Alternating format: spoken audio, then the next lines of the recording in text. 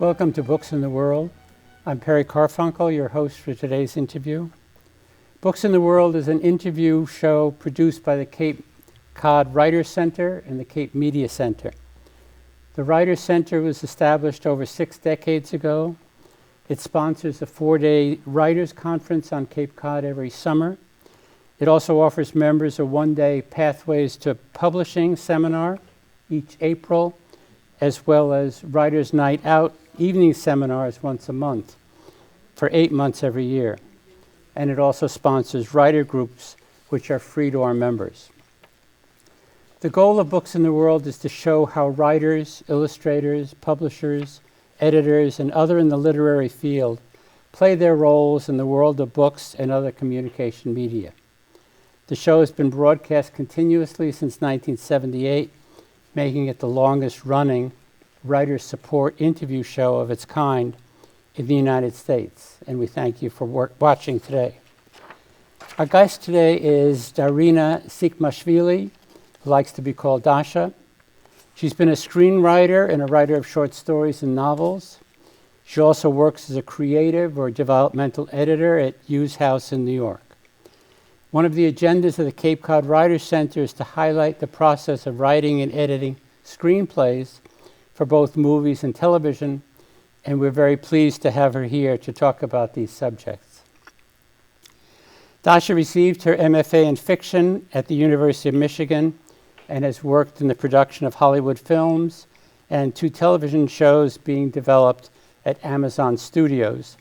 And she's currently writing both a novel and a screenplay. Welcome, Dasha. It's good to see you. Thank you. Good to see you, too. Before I ask you about your work as an editor, can you share what's been helpful in developing your own writing skills?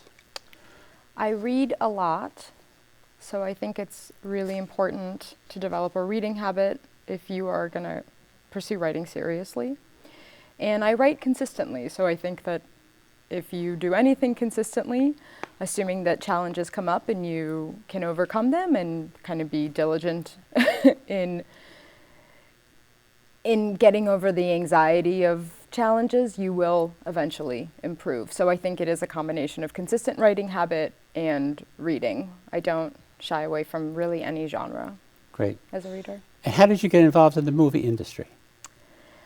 I grew up in Brooklyn, and I got into the film industry when I was an undergraduate. I was helping a couple of lighting technicians I knew, and lighting is really hard. You have to distribute electricity. I don't have any inherent skill set in the technical aspect of lighting, but I do have a sense of tone and atmosphere. That's one of the things I'm interested in as a writer. So I started volunteering on film sets on student films, and from that sort of developed enough network, enough connections to start doing it full-time as a freelancer. Great. You've also been involved in coaching creative writing programs on Zoom. Now that you're a principal at the Hewes House Writing Center, what's it like to be mentoring adult writers rather than high school students or college students? Yeah, adults are great because they've been living for a long time, and I think that lived experience is pretty vital for strong books, for strong writing material. So typically people come to me at a stage in their life when they're ready to kind of put some of those experiences down on paper. And I think the benefit of that is that they typically have more interesting things to say than younger people. And I'm including myself in that category. I started writing at a very young age, and I have been very diligent about keeping my files, and I can tell you with certainty I really had not a lot to say for a very long time. So I think that it's a lot of lived experience that feels kind of more dire, more important at that age. But interestingly, a lot of the same habits from when we're younger transfer over. So you do still need to be diligent about the writing practice. You do need to write somehow consistently, which is hard for us when we're younger and hard for us when we're older. You have to find time for it in your schedule. You have to be sort of responsible about it. And, it does help to have someone in those early stages, the way that we have mentors and teachers when we're younger, to just kind of guide you along and field questions, field concerns. Well, as someone who's a writer of advanced age, I can tell you I appreciate that life experience that helps things. If we shift from your experience as an editor of essays and novels to your experience in screenplays, screenplays are different from novels. They need action as well as dialogue. A novel has backstories embedded within it. How do screenwriters deal with backstory dialogue and still maintain the action that's needed in a play? So the components of a screenplay are more bare than what we find in prose, right? So you don't have the benefit of exposition and backstory and interiority that, what we're used to in novels. So we have to find a way to convey that with really strong scene and setting development in screenplays and then dialogue. There are occasional movies that are really successful that have that sort of not even omniscient, but maybe reflective narrator. I'm thinking of Forrest Gump, where the story is kind of narrated from the older Forrest Gump about his life. But that style is kind of out of vogue now, I would say. Yeah. And so to account for that, you have to bake a lot into the dialogue exchange. And as the screenwriter, because remember, this is a visual medium, so actually, unlike a book, the document, that is the screenplay, is actually a means to something else. It's a means to a movie. So it does have to be a really solid blueprint for this entirely different medium. So you're relying a lot on scene development and you're relying a lot on dialogue, which I think is really just saying that you're relying a lot on character development.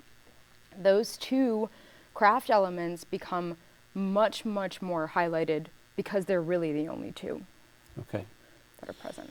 When you read a manuscript of a novel or a series of novels, what are the criteria that make you feel it would be saleable as a film screen, as a play or a television show?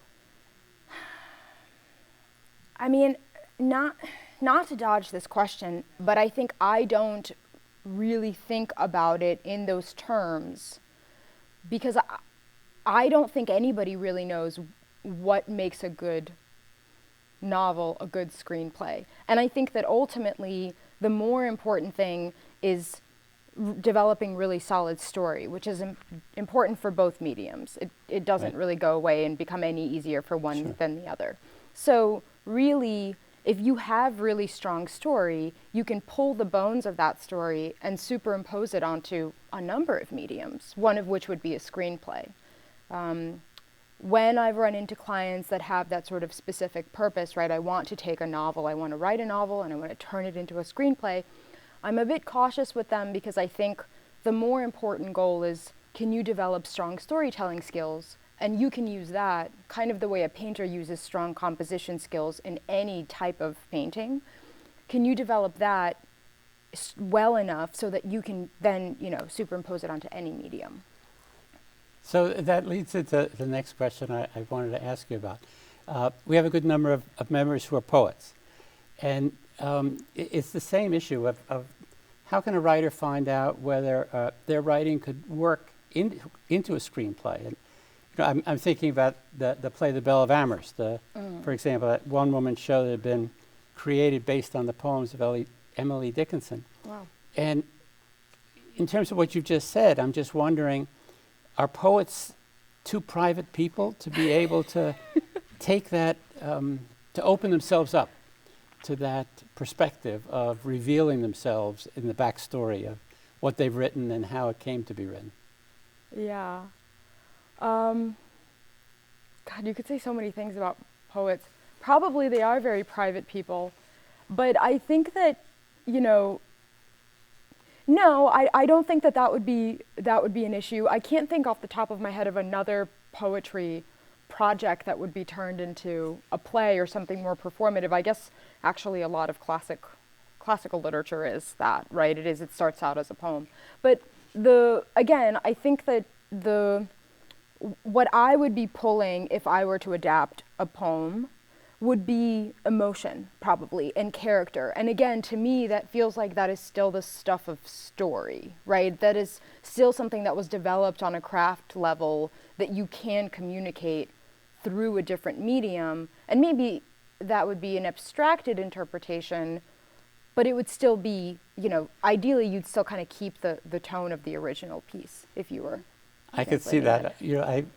I enjoy watching the Adam Dalgliesh shows, he's a detective who writes poetry, and you're sort of aching to know what's the backstory in his life, and he's written these books of poetry, and what's the backstory in how those books, those stories, those poems evolved within his life. Oh, wow.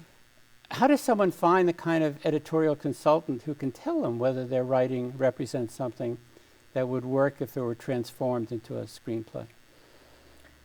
Well, I think you can start out by working with someone who has experience in both of those things.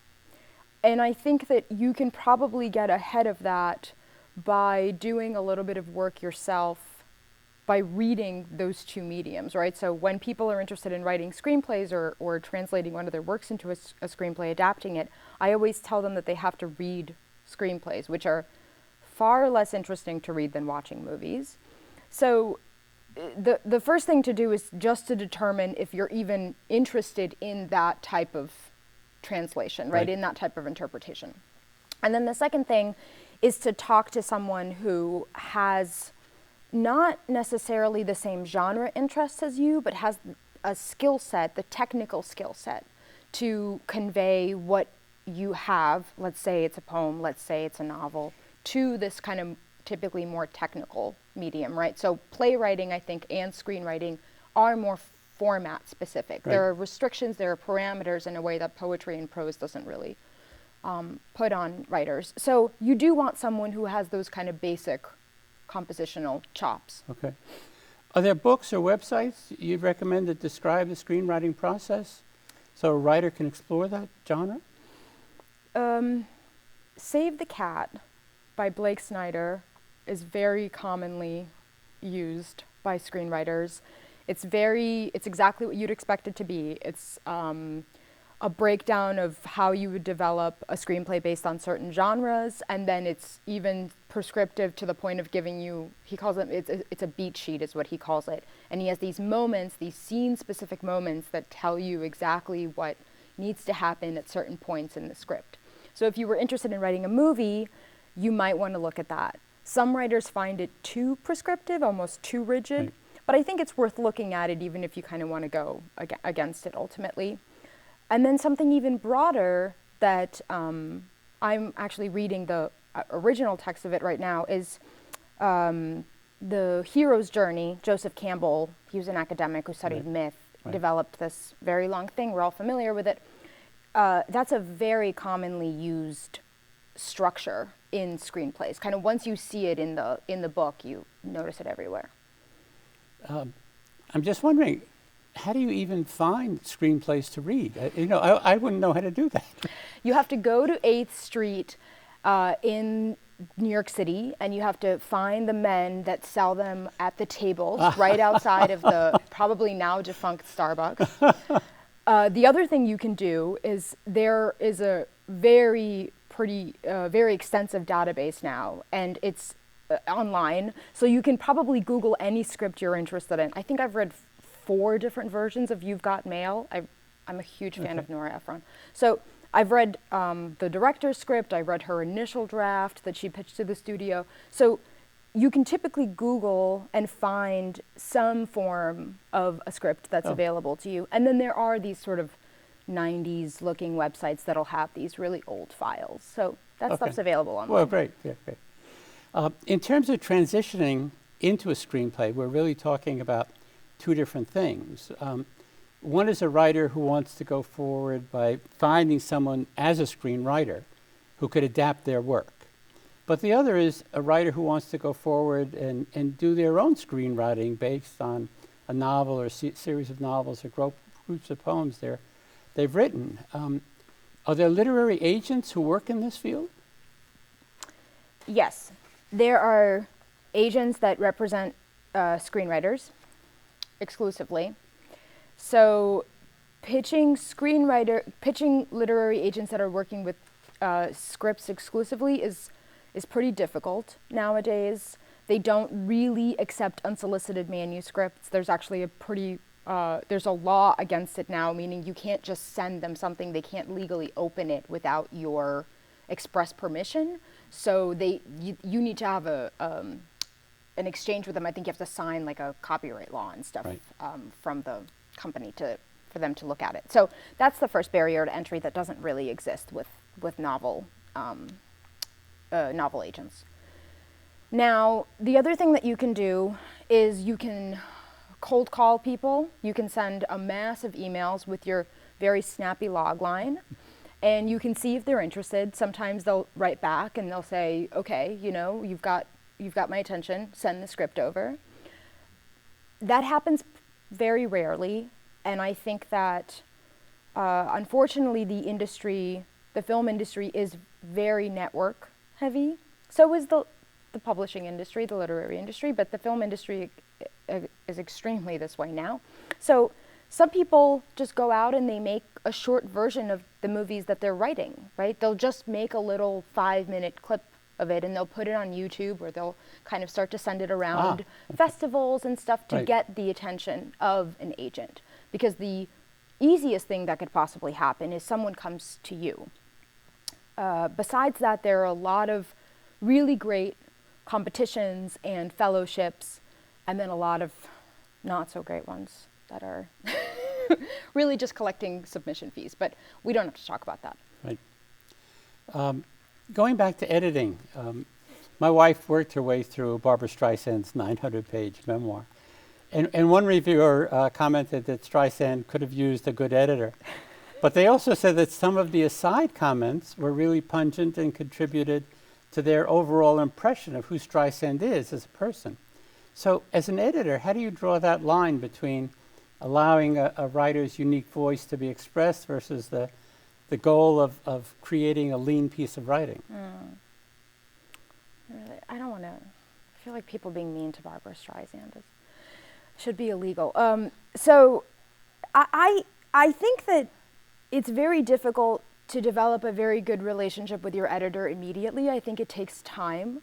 So you'll notice the benefits of a really strong editor-writer relationship, probably some chapters or some, let's say, sections of the book into that process, right? Meaning I have to understand what your strengths are and where I can kind of guide you and help you. I have to understand what you like for me to give you feedback on. Yeah.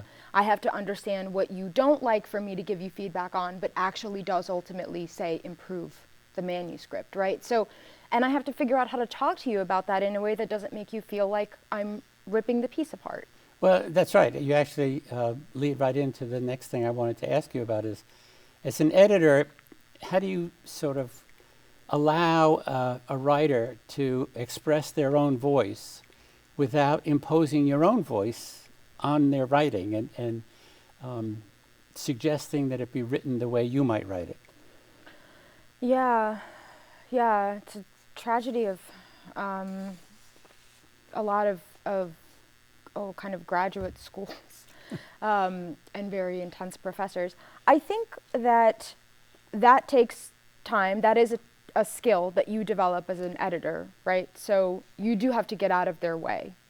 And I think that you have to take on projects that you understand technically, right? So you do understand the genre, you do understand what they're going for, you understand the structure, and more importantly, you understand what they're good at, because that's the stuff you really want to leave, right? I think that the editor's job is to figure out, they shine in this particular craft, right? They're excellent, excellent dialogue writers, or they're fantastic with scene description, but they never have people talking, right? So you do have to figure out what their strengths are, and then you have to lean into those strengths irregardless of your preference for the book. You do really have to leave yourself out of it. I mean, sometimes, I've had an editor who would just write, expand this. Yes. And I write 2,000 words. Right. So, it was sort of always there under the surface. I just didn't know, I didn't initially create it until I got, kicked in the butt. Mm-hmm. So it's very often, at least for me, that it's there. It's something at least I'm capable of. What suggestions do you have for new writers as how they can self-edit their writing before they even present it to a manuscript to a professional editor who can help them? Yeah. So, I think you do have to get actually very familiar with the project, which sounds really simple, but does actually require you to read it several times, which can be a little frustrating, especially if you don't have a very high tolerance for your work not sort of being perfect at that stage, right? Sometimes people will read over something they wrote 2 weeks ago and then they say, this is terrible, I'll never look at this again, right? But you do have to sort of have the stomach for an understanding of the fact that it'll get better, right? For your own sort of earlier drafts. So read it a couple of times and then decide what you actually want to improve, right? Have a sense of, am I interested in developing story? Am I interested in developing the characters? Do I understand what's happening at the plot level? Sometimes you don't. Sometimes you need a second pair of eyes, but sometimes, you just need to figure out what the story is actually about. So just making a list of what it is that you're concerned about with the piece of writing or the book will sometimes clarify some of the revision strategies for you. Now, the other thing you want to do is you do want probably to have someone else read it once you've done some amount of work on it, but you do want someone else to read it. And that doesn't have to be a professional. That could just be a trusted reader. Well, I mean, that's one of the things that I think a lot of us struggle with is how do you find a beta reader who can be useful rather than someone who's maybe naive or not particularly insightful in terms of trying to recommend what isn't working. Yeah. Community's tough to find sometimes. I think that there are typically local organizations of some sort around you. Libraries are very good. I mean, we're talking about this in context of the Cape Cod Writers Conference. So there are places that you can go to. And I think that you do have to think about the kind of feedback you're looking to get, right? So sometimes my best readers are not themselves writers. They're just really good readers. They're people that really understand the kind of books they like, and they might have that sort of binary, I like it, or no, not for me reaction, but that does give you some, information. So I would suggest maybe not picking someone who hates to hurt your feelings, but I also probably wouldn't send it, to someone who's got it out for you, right? Find someone who likes to read, who can help. One of the things that I found and that we've talked about a little bit is that issue of where you suddenly have to make a major change in a manuscript and recognize that you need to change the focus of what seem to be key parts of it because there isn't enough conflict there, or there isn't enough interaction there, or this is not how that character would behave or talk or respond. Sometimes it's hard to do that. And do you have recommendations how people can sort of let go of their perfect writing and say, okay, no, this is what needs to be instead? Yeah. Okay, so you're talking about sort of you have to make a big structural change or something, right? Yeah. Oh, that's hard. Well, I think that, first of all, it's hard. So probably if you're struggling with it, someone else has to. And second of all, I think that sometimes it helps to actually think about this new iteration of the project as very much a separate iteration. So rather than applying a kind of qualitative, sense to it, right? Rather than thinking, well, this is going to make it better, right? Think about it actually as it's just going to make it different. So I believe in the idea that every time that the draft is done, it is complete in its form, right? So if you finished, if you got yourself to the end, this is a version of the book, like it or not, right? So you're done there. If you can just try a completely different thing, if you can, let's say, completely change the conflict or omit a character that you thought previously was dire, what does that actually do to the project, right? Does it make it better? Does it make it more interesting to you? So in short, I think it's less about thinking that it has to improve this much larger project and more about thinking of it as a completely different thing. It's interesting, what I felt just in my own writing is a sense of personal pride in seeing that I'm writing better. But that must be almost doubly so for an editor who sees maybe the second draft of a manuscript and says, oh yes, that's much better. Or, a second manuscript and that.